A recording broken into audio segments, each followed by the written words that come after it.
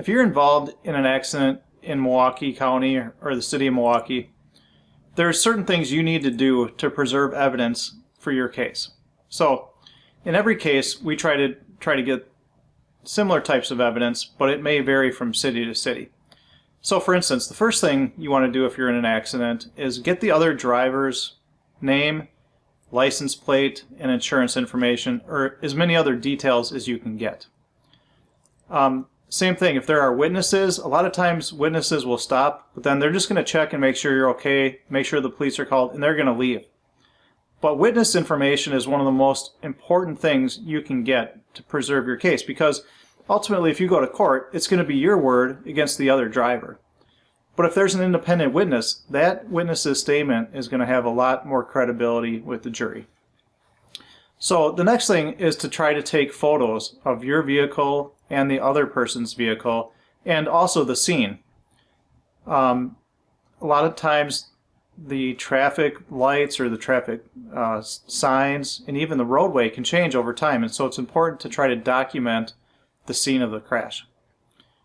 If you're in the city of Milwaukee, what we also try to do is make a request for traffic camera footage. Now, this is very important for you to call a lawyer right away, because they typically only hold those footage for 72 hours.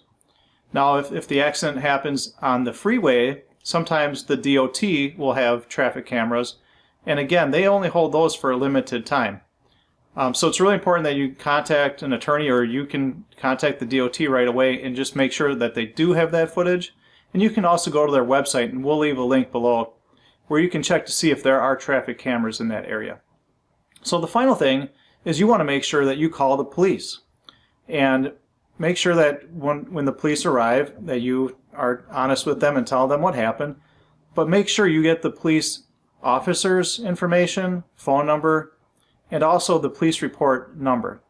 A lot of times, especially after COVID, there's a backup, and it takes a long time to get the police records through open records requests. So it helps a lot if we have the accident report number or the police report number, and as a last step, we can contact the officer to try to track that down. So if you have any questions about your case, feel free to give us a call or go to our website for more information.